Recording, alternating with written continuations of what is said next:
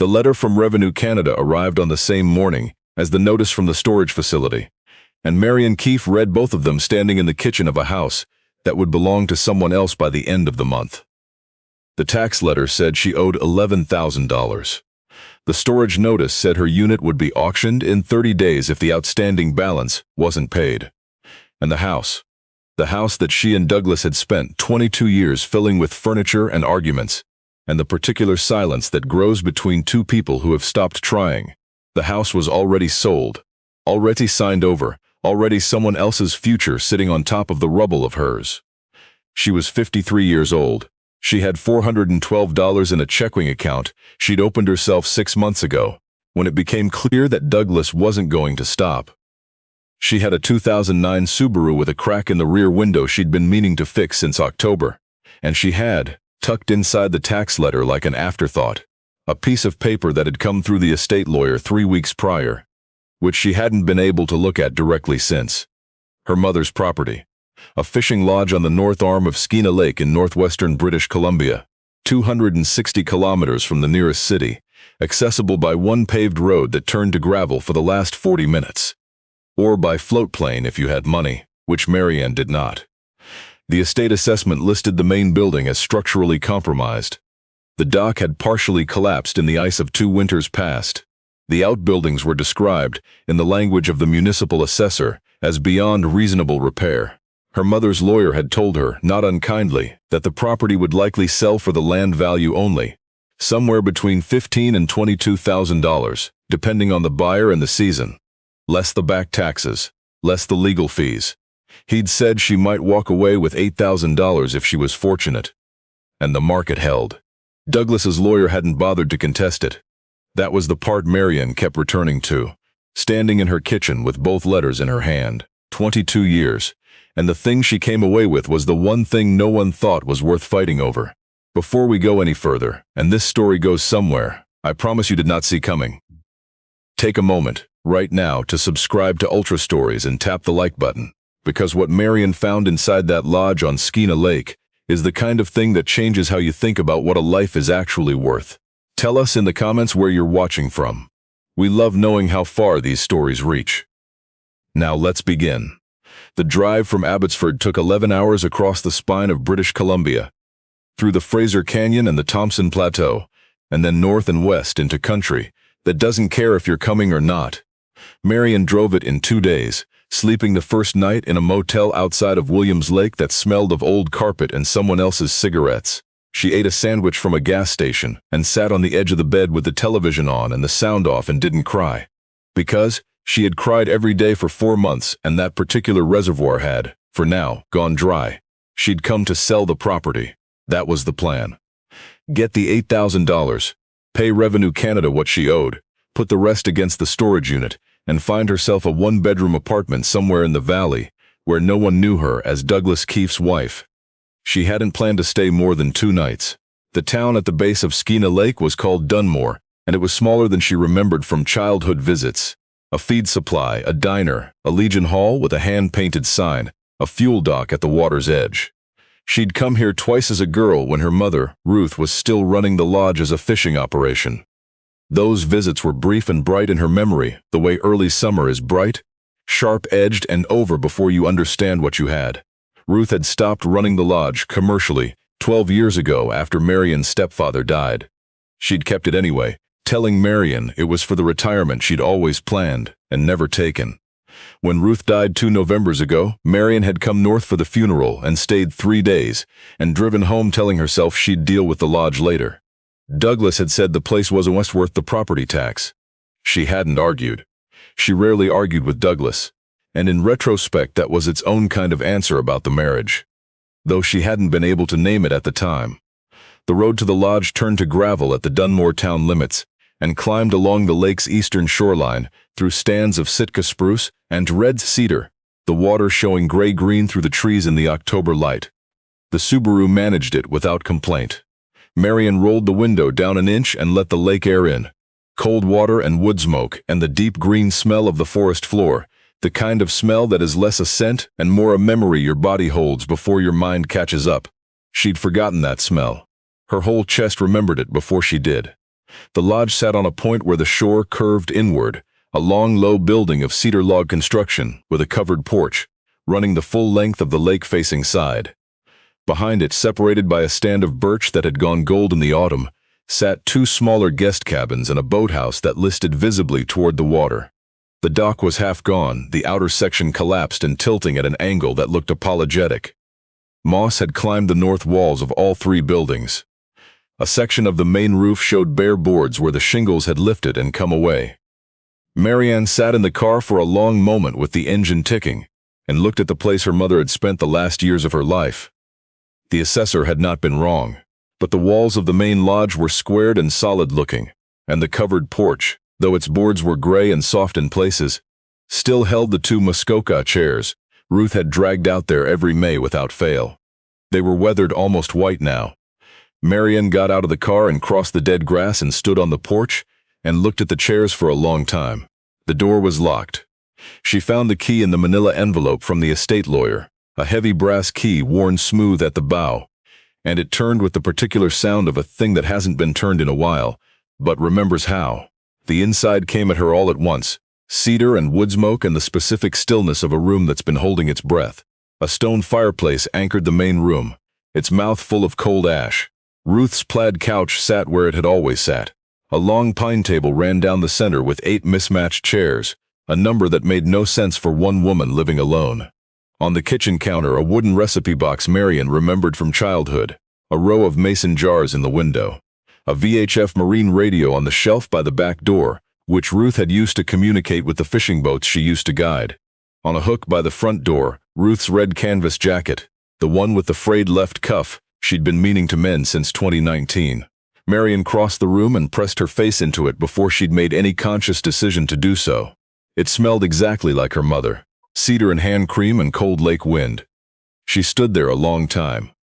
Then the practical part of her, the part that Douglas had spent 22 years cultivating, the part that knew exactly how much money she didn't have and exactly how many problems that created, started doing the arithmetic she'd driven 11 hours to do. Call the real estate agent in Smithers on Monday, get the inspection scheduled, price the contents and determine what, if anything, was worth transporting versus donating, versus leaving for the new owners to deal with. Walk away with whatever the land value produced and don't look back. The plan lasted until the light went. She told herself she didn't drive back to Dunmore because the gravel road was genuinely inadvisable after dark, which was true. She told herself it wasn't because she didn't want to leave the red jacket. That was also true. She built a fire in the stone fireplace the way Ruth had taught her when she was 12. Paper, then cedar kindling, then a birch round once the kindling was going. The damper opened just so. The fire caught cleanly and pushed the cold back into the corners of the room. And Marian made tea on the propane stove because the propane tank was still half full. And she sat on Ruth's couch in her sleeping bag with the tea going warm in her hands, and watched the fire and listened to the lake. There was no road noise, no neighbor's television, no sound of Douglas moving through a house that felt, by the end, like a held breath. There was the fire and the lake wind off the water, and the occasional groan of the old building settling, and a dark outside so complete it seemed almost companionable. For the first time in 4 months, Marian slept before midnight. She woke to someone on the porch, not a knock, a careful sound, like a person trying to move without being heard. Marian lay still in the gray pre-dawn and listened. Footsteps on the porch boards, then stopping. The soft sound of something being set down. She came off the couch and moved to the window, pulling the curtain back an inch. A woman stood on the porch, 60s maybe, solid and deliberate in a fleece vest and rubber boots, her gray hair pulled back, setting down a plastic bin near the door with the unhurried movements of someone doing a familiar chore. She'd clearly come by boat. There was an aluminum runabout tied at the remains of the dock, and she was in the process of adding a second bin to the first when she glanced up and saw the face in the window. Neither of them moved for a moment. Then the woman straightened up and just waited, the way a person waits who isn't particularly surprised and isn't planning to run. Marian opened the door. "I didn't know anyone was in here," the woman said. Her voice was even, unhurried. "The smoke from the chimney." "Who are you?" Marian said. "Lena Fairweather." She nodded at the bins. "I've been checking on the place since Ruth passed. Figured I'd drop some provisions. Somebody mentioned you were coming up, but not when." She looked at the chimney again. I brought soup, and firewood's around the side. I've been keeping it split and covered." "You've been maintaining this property?" Marian said. "On your own?" Lena looked at her with an expression that wasn't quite patience and wasn't quite amusement. "Ruth was my friend for 31 years, she said. "The place needed looking after. She wouldn't come inside that first morning. She stood on the porch and drank the coffee." Marian brought out and answered questions in the compact, efficient way of someone who doesn't see the point of using 10 words where 4 will do. She ran the bait and tackle shop on the Dunmore waterfront. She'd known Ruth from the early days when the lodge was a working fishing operation. No, she didn't want anything for the caretaking. No, she hadn't mentioned it to the estate lawyer. "Why not?" Marian asked. Lena considered this. "Ruth would have done it for me," she said. "That's the whole answer. If you've stayed with us this far, do us a favor and hit subscribe. Because what we're about to tell you about what was hidden in that lodge is the part that reframes everything you've heard so far. This isn't a story about a fishing lodge. It's about what your mother never told you, and why she didn't." Marian didn't drive back to Dunmore that afternoon either. She told herself it was because she'd started clearing out the storage room off the kitchen, and it seemed wasteful to stop. She told herself it wasn't because the lodge felt, increasingly, like a place that was telling her things she hadn't finished hearing yet. The signs were subtle enough that she almost missed them. The 8 chairs around the table, she'd assumed they were leftovers from the commercial operation, when Ruth used to serve dinners to fishing parties. But the table itself was new, or newer than it should have been. Pine, solid and well-joined, the kind of piece a person builds with intention rather than inherits. Someone had made this table for 8 people to sit at, long after Ruth stopped taking commercial clients. The guest cabins, which she walked through on her second afternoon, both had been kept weathertight in a way the main building hadn't. The windows were intact. The mattresses were rolled and covered. In the larger of the two, a shelf held a row of paperbacks, a travel mug, and a jar of instant coffee. Someone had stocked it for recently, and not for fishing parties. The VHF radio on the shelf by the back door. She'd turned it on that second evening out of curiosity, and found it already set to channel 16. The distress and calling channel that every boater in Canadian waters monitored. But beside it, on a notepad in Ruth's handwriting, was a list of other channel numbers with names next to them. Not fishing operations. First names only, some with small notes beside them. Tuesdays evenings. Prefers to call, doesn't like to be called, has the boy with her now. Marian stood at that shelf for a long time. She found Lena the next morning at the fuel dock in Dunmore, where Lena was helping a man load supplies into a boat. She waited until he'd cast off and then said, directly, because she was 53 years old, and had spent too many years being indirect, "What was my mother doing up here after she stopped guiding?" Lena looked at her for a moment. Then she picked up her coffee from the dock railing and said, "You'd better come inside." The back room of the bait shop smelled of machine oil and lake water and old catalogs. Lena poured 2 mugs and sat across a wooden table from Marian and said, with the economy of someone who has explained a complicated thing many times and knows how to do it efficiently, "Your mother didn't stop using the lodge. She stopped using it for fishing. The lake," Lena explained, "ran through some of the most isolated country in the Northwest. Dunmore was a 6-hour drive from Prince George and 2 from Smithers, and the communities scattered along the lake, small First Nations reserves, logging camps, off-grid homesteads, were connected to the larger world primarily by water and by radio. Ruth had been the one with the VHF license, the one who knew how to navigate the lake in weather, the one whose lodge sat on the only point with reliable cell signal in an 8-kilometer stretch. She'd started, simply, by being available. A woman from a reserve at the lake's north end, who needed a ride to the Smithers Hospital and couldn't arrange one. Ruth ran her down in the aluminum boat and drove her the 2 hours and came back the same night. A man from a logging camp whose wife had left with the children, and who needed, it turned out, not a lawyer but 3 days of sitting near another human being without being asked to explain himself. He'd found his way to the lodge by word of mouth, the way people find things in isolated places, through the careful, quiet network of people who know which doors to try. Ruth had never advertised this. She had never, as far as Lena knew, told anyone she was doing it, including her own daughter. She had simply been the person people called when there was nowhere else to call, and over 12 years, a remarkable number of people had called. "She kept a log," Lena said. "I don't know if you found it." Marian had not found it. "Stay right there." because what was in that log is the reason this story doesn't end the way you're expecting it to. Subscribe now if you haven't yet, and stay with us. The best part is coming. The log was in a fireproof document box under the floorboards of the storage room, which explained why Marian hadn't found it in 2 days of cleaning.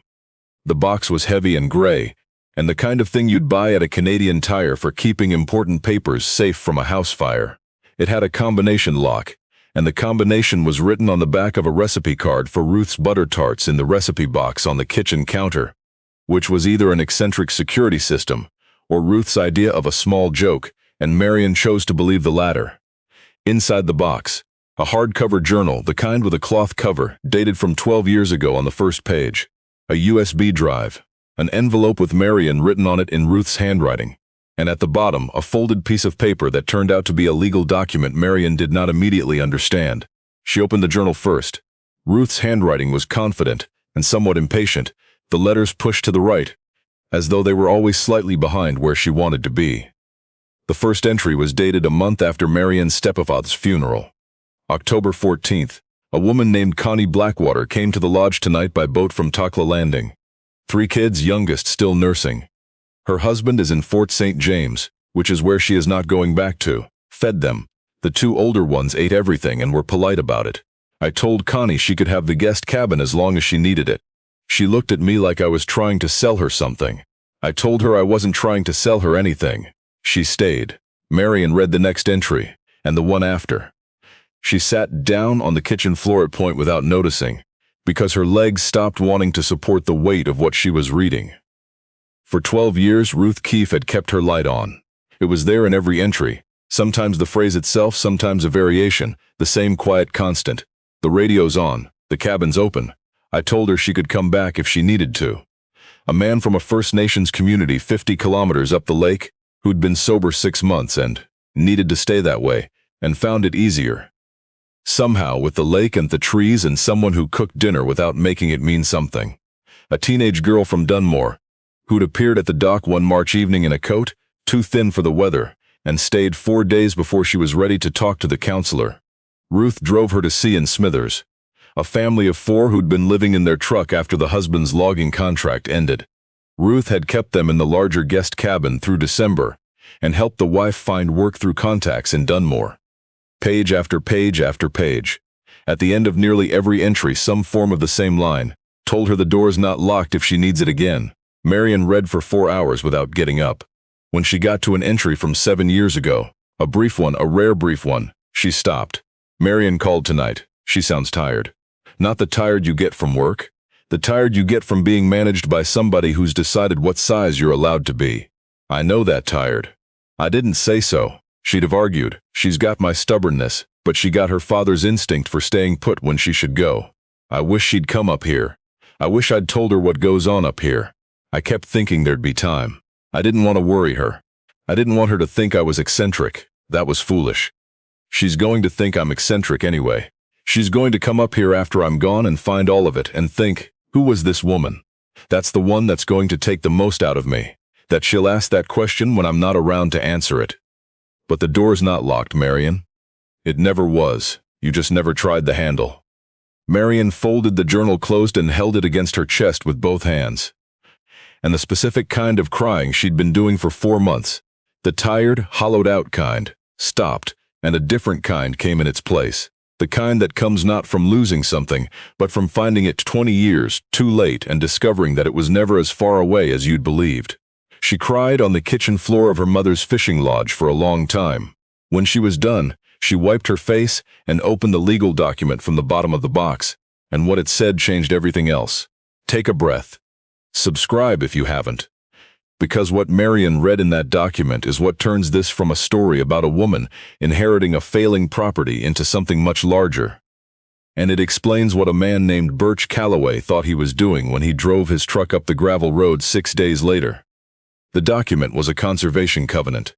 Ruth Audrey Keefe, acting in her own name, had entered into a legally binding agreement with the Skeena Lake Stewardship Trust 14 years ago, 2 years before she stopped commercial guiding, granting the trust a covenant over all 4.3 acres of the Skeena Lake Point property in perpetuity. The covenant terms were specific. The land could not be subdivided. No structure larger than the existing buildings could be constructed. The property could be used for private residential purposes and, critically, for community support activities of a non-commercial nature. The covenant ran with the land. It could not be extinguished by sale. Marian read it 3 times. Then she called the estate lawyer in Smithers. He'd seen it, he told her. He'd been going to mention it. He'd been of the view that it didn't affect the sale value, because the covenant's restrictions mostly prevented large-scale commercial development, and the buyers most likely to be interested in a remote fishing lodge weren't planning large-scale commercial development anyway. Marian thanked him and hung up and sat with the document in her hands, and thought about Birch Calloway, who had not yet arrived but about whom she would learn very shortly. Lena told her about Calloway the following morning, in the same back room of the bait shop, with the same efficiency she brought to everything. He was a developer from Prince George, not a large one, but a persistent one, who had been quietly assembling land around the north arm of Skeena Lake for 3 years, with the intention of building a high-end fly fishing resort. He had 9 parcels under option. He needed 1 more, the point, where the only reliable road access to the north arm met the lake. Without the point, his road access was seasonal at best. Without the road access, his resort was a floatplane-only operation, which changed the economics enough to make it not work. He'd made Ruth an offer twice. Ruth had turned him down twice without explanation. He'd sent a letter to the estate after Ruth died and received no response. He'd called the estate lawyer and been told the property was being reviewed by the heir. "He'll come up the road," Lena said. "How do you know?" "Because men like that always come up the road," Lena said. "They want to look you in the eye when they make the offer. They think that's where the advantage is." He came on a Thursday, in a truck that cost more than the lodge was assessed for, silver and clean, backing carefully up the gravel road as though reluctant to admit what it was doing. Marian watched him from the porch. He was younger than she expected, early 40s, fit in the way of men who make their fitness part of the presentation, a quilted vest and boots that had clearly never been near the water. He introduced himself pleasantly and shook her hand with the brief, firm shake of a man who's shaken a great many hands and assigned them all relative values in the process. He'd done his research. He knew about the estate, the back taxes, the Revenue Canada situation. He didn't reference these directly, but they were present in the way he framed the offer. As an opportunity, as relief, as the elegant solution to a problem she hadn't asked for. He named a number. It was larger than the estate assessment. It was not, Marian understood in some unexamined way, as large as it might have been if he hadn't known how much she needed it. She said nothing, the way Ruth's journal had taught her to say nothing, because silence is a pressure that most people can't leave on the table. Calloway adjusted. A slightly larger number. A mention of the difficulties of maintaining remote property without income. A sympathetic remark about how much she must have been through this year, which landed with the particular clumsiness of sympathy. That is really just leverage wearing a soft coat. That last one was the one that reached inside her and found the old instinct. The 22-year instinct of smoothing things over, and making the moment end and agreeing so the room would settle. She felt it rise and she recognized it, and she watched it pass. "The property's not for sale," she said. Calloway looked at her with a new assessment in his eyes. He was not a cruel man, she thought. Not deliberately. He was simply a man who had never once tried the door and found it locked, and considered that the door might be locked for a reason. "I understand the hesitation," he said, with the patience of someone who doesn't, "but I'd encourage you to think practically about this. A property in this condition, with the access issues and the back tax situation, carrying costs are going to outpace any reasonable rental income." He paused. "And I should mention that my surveyor flagged a question about the dock structure. There may be a municipal liability issue there, the collapsed section. Worth looking into before winter." He left his card on the porch railing because she hadn't invited him close enough to hand it to her. "I'll be in touch," he said. "People often want some time to think." She watched the silver truck reverse carefully down the road until the trees took it. Lena found her on the porch an hour later. "He'll come back," Lena said. "Not a question." "I know," Marian said. "I don't have a lawyer, Lena. I don't have money for a lawyer, and I think there might actually be something to the liability point about the dock." "Show me the covenant document," Lena said. Marian showed her. Lena read it carefully, which took time, and then she looked up. "You need to take this to Grace Cardinal," she said. Grace Cardinal, it turned out, was a lawyer in Smithers. who had spent 30 years doing property and land rights work in northwestern BC, and who had been, according to Lena, planning to retire before something got her back out of the chair. Lena drove Marian to Smithers the next morning in her truck, 2 hours down the highway. Because she said a woman shouldn't read a document like that for the first time in an empty office by herself. And that was that. Subscribe right now and stay with us. Because what happened in Grace Cardinal's office is the moment this story stops being about property and becomes about what Ruth Keefe understood about the future that Birch Calloway never could. Grace Cardinal was exactly what her name suggested, deliberate, precise, with the unhurried quality of someone who had long since stopped being impressed by urgency. She read the covenant document in silence for 10 minutes, while Marian and Lena drank bad coffee from a machine in the corner. Then she set it down and looked at Marian over her glasses. "Did you know your mother had done this?" "No." "It was filed 14 years ago," Grace said. "Standard conservation covenant, valid and registered, runs with the land in perpetuity as filed." She tapped the document. "A developer wanting to build a resort on this point would need to extinguish this covenant before he could do anything of consequence. To do that, he'd need the trust's agreement, and the trust would need to determine that an amendment served the public interest." She paused. "It doesn't. He offered me a number," Marian said. "Of course he did. He's known about this covenant since he started assembling the adjacent parcels. Any competent title search would have found it. He didn't offer you money for buildable land. He offered you money for a problem." Grace set down her pen. "He was counting on you being in enough difficulty that you'd take it. And then he planned to go to the trust, which is small and chronically under-resourced, and offer them something they'd have trouble refusing. A larger parcel elsewhere, a donation. Land trusts have been pressured into covenant amendments before. It happens." She looked at Marian directly. "That was the plan. I've seen this particular plan before, so the covenant protects it," Marian said. "The covenant protects it from what he wants to do with it," Grace said. "But you should know something else." She turned to a second document she'd pulled from the folder. Lena had apparently called ahead to prepare. "I know the Skeena Lake Stewardship Trust. I've done work with them. I made a call this morning." The trust, Grace explained, had been named in a bequest in Ruth's will that Marian's estate lawyer had categorized as minor and not mentioned in the primary summary. Ruth had left the trust a small amount of money, not large, and a letter. The trust's current director had received the letter, read it, and had been, according to Grace, waiting to see what the daughter would do. The trust's director was a man named Henry Swifthawk, and he'd worked in watershed conservation on the Skeena for 20 years. He had, Grace said, called her back within 40 minutes of her reaching out and told her that if Ruth Keefe's daughter needed legal assistance in a matter related to the Skeena Lake Point property, the trust would provide it at no cost. "Why?" Marian said. Grace looked at her. "Your mother arranged emergency water transport for his sister in 2017, she said. Flooded road, no ambulance could get through. Ruth had the boat. His sister has 2 kids now." She folded her hands. "He said to tell you, Ruth was the reason the North Arm didn't lose someone that winter. He's been looking for a way to return it for 7 years. Lena said nothing. She was looking out the window at the Smithers Street with an expression that suggested she'd known something like this was coming and had simply been waiting for Marian to catch up. Marian opened her mouth and closed it. "The liability question about the dock is real," Grace said practically, "but manageable. We get an engineering assessment, document its condition, post the appropriate signage, and the municipality's concern is addressed. It's not a selling reason, it's a maintenance task." She paused. "The back taxes we can address through a payment plan once you have income. The Revenue Canada situation has options."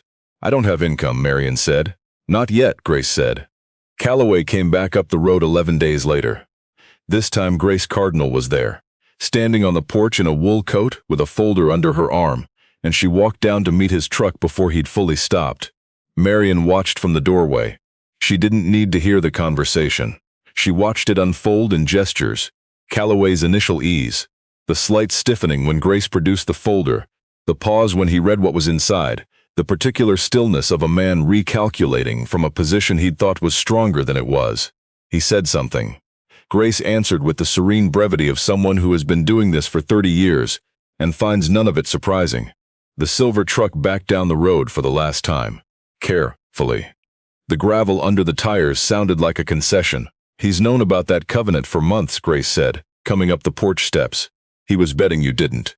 "He bet wrong," Marian said. "He did," Grace said, and she allowed herself a small smile that was entirely professional and somehow also deeply satisfied. "Your mother built a locked door 14 years ago and never told a soul. That's the kind of thing that protects a place long after the person is gone. The county found out, or rather the lake found out, the way it always did. Not all at once, but in the way of water moving through stone, slow and then everywhere." Lena mentioned to someone at the fuel dock that Ruth Keefe's daughter had come home and turned down a real estate offer and seemed to be staying. That person mentioned it to someone at the diner. The diner was a smaller country than most countries. People started coming to the lodge. Not in need this time, or not exactly in need. They came with things. A man named Gerald from the Takla Landing Road arrived with 2 cords of split fur and wouldn't take payment. He said Ruth had driven him to the Smithers Hospital twice. When his back was bad enough he couldn't manage the road himself, and that was her wood now. That was debt. Settled. A woman named Sandra, who ran the Dunmore post office, brought a quilted wall hanging her mother had made and left at the lodge one winter, which had been hanging in their house ever since, and said it ought to come back. She sat at Ruth's pine table and drank coffee, and told Marian about a night in November 3 years ago, when she'd been on the VHF radio for 2 hours, talking to Ruth about nothing in particular, which was the kindest thing anyone had done for her that year, and that Sandra had never thanked her properly, and was this all right, being thanked now? Marian said it was all right. Henry Swifthawk came down from his office in Smithers on a Saturday, with a thermos of tea and a manila folder, and sat at the table for 3 hours going through the conservation covenant with her, explaining what it meant and what it could protect and what it couldn't. And by the end of it Marian understood that her mother had not just signed a legal document. Ruth had built a structure around the thing she loved, built it in the only material that outlasts a person. And she'd built it quietly, without announcing the architecture to anyone, the way she'd done everything else. Marian asked Henry what her mother had said in the letter she'd left with the trust. He took it from the folder and passed it across the table. It was short. Ruth's handwriting, the impatient rightward slant. "The point has been a place where people in difficulty could arrive and find the lights on. I've tried to keep it that way. I'm not able to do so indefinitely. My daughter will come after I'm gone and she'll figure out what it is. She's not as practical as she thinks she is. She has more of me in her than either of us knows. Please tell her the covenant was not for me. It was for her and for whoever comes after. And please tell her I kept the radio on for her too. I just couldn't always reach the channel she was on." Marian read it twice. She didn't say anything to Henry. She folded it back along the worn lines and put it in her coat pocket. And she understood at last what the 8 chairs were for, and the guest cabins kept weather tight, and the VHF radio tuned to the calling channel. She wasn't going to sell this place. She'd known it for days. Now she knew why. She took a part-time position at the fuel dock through Lena, enough to cover the propane and keep the lights on. She learned the VHF radio, first out of necessity, then out of love for the ritual of it. Keying the handset at dusk and announcing the weather and the lake conditions to the North Arm channel, in the steady, unhurried voice Ruth must have used, even when no one responded, because a channel ought to have a human sound in it in case someone out there needed to hear one. She started a second journal. She found one in the stationery aisle of the Dunmore hardware store, cloth-covered, close enough to Ruth's. She took the USB drive from the fireproof box to the library in Smithers and had the files on it copied and printed. 22 pages of names and dates and brief notations, the overflow from the journal that Ruth had recorded digitally in her last years when her handwriting had started to tire her. Marian read every entry. She didn't share them, but she kept a list of the names she recognized, the ones from Dunmore and the lake communities. And she kept the list near the radio, not to contact anyone, just to know who had come through this room and what it had meant to them, and why the door they'd walked through was the door her mother had kept unlocked. It was a wet evening in November, rain coming sideways off the lake, when headlights came up the gravel road and stopped in the clearing. A young woman got out. She was perhaps 30, in a jacket inadequate for the weather, carrying a sleeping child against her shoulder, the way you carry someone you're not willing to put down, regardless of how tired you are. She looked at the lit windows of the lodge and then at Marian standing in the doorway, and her face had the particular expression that Marian recognized. Not from her mother's journal, but from her own mirror. in the years before she understood that some doors don't need to be forced. "I'm sorry," the woman said. "I saw the lights. I came up from the highway. My car is not going to make it back down tonight. I can sleep in it, I just." She looked at the child. "I didn't want him to be cold." "You're not sleeping in the car," Marian said. "I don't want to impose." "You're not imposing." Marian stepped back from the door. "There's a fire. There's soup on the stove. The guest cabin's made up, but tonight you'll sleep in the main room where it's warm." She held the door open. "Come out of the rain." The woman didn't move for a moment. "Why?" she said. It was the question Marian had been asked about the lampwicks in the Dunmore hardware store. The question 31 years of entries had been asked, in one form or another. She thought about what to say, and then she stopped thinking about it, and just said the true thing. "My mother kept the lights on here for 12 years, she said, "for anyone who needed them. She never told me why, she just did it. And I found out after she was gone, and I understand now that some things don't need a reason you can explain. The rain is coming down hard. You're carrying a child. Come inside." The woman came inside. Marian fed them and made up the couch near the fire and sat at the pine table until she was sure they were settled. In the morning, before the woman and the boy left for a sister's place in Terrace, Marian pressed 220s, and the directions to the highway into her hand. The way Ruth's journal said Ruth had done. The way small economies of kindness apparently work in places far from the road. After the car had gone, Marian sat at the pine table and opened the second journal and wrote, in a hand that tilted right the way Ruth's had, the way she'd apparently always done without knowing it. The date and a name, and what had been needed and what had been given. At the bottom, the only line that mattered. The lights stay on, the door's not locked, told her she can come back if she needs to. She closed the journal. Through the window, the lake was flat and gray and wide, the north arm disappearing into the morning cloud, the way it always did this time of year. Beautiful in the specific way of things that are not trying to be beautiful. The radio was on in the corner. The fire was going. The guest cabin's windows held the reflection of the water. Marian thought about her mother keeping that radio on. Year after year, channel tuned to the frequency where someone in trouble would call. And how she'd written, in her last letter, that she'd kept it on for Marian too, even when she couldn't reach her. And Marian understood, sitting there, that this was perhaps the most important thing Ruth had left her. Not the covenant, not the journal, not the legal protection that had sent a silver truck back down the road for the last time. It was the understanding that you do not light the lamp because you know someone is coming. You light it because you don't know. You light it because there is a channel open somewhere, and your mother's voice is in it, and somewhere out on the lake a boat is looking for the shore. She was 53 years old. She had a part-time job at a fuel dock, a 2009 Subaru, a journal with 2 entries in it, and a point of land on a lake in northwestern British Columbia that no amount of money could ever take from her. She had 31 years of her mother's handwriting, and a red canvas jacket on a hook by the door. She had a covenant registered in perpetuity and the understanding of what it was actually protecting. She had a radio on a shelf, set to the calling channel. Every dusk she keyed it and read the weather in Ruth's unhurried voice, even when no one answered, even when the lake was quiet and the road was empty, and the only light in the north arm was the one burning in her window. Because the thing about a light in a window is not that it guarantees someone will come. The thing about a light in a window is that, on the one night someone does, it was already on.